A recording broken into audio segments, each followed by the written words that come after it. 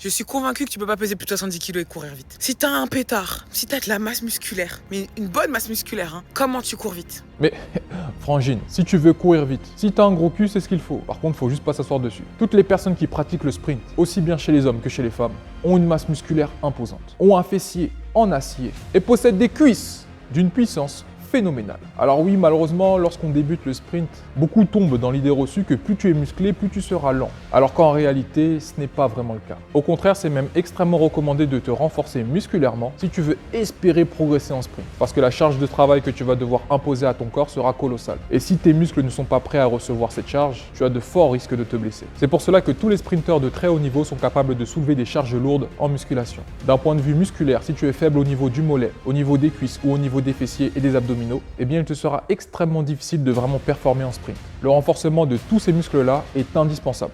Il existe plusieurs sports qui favorisent le développement du fessier et l'athlétisme en est un.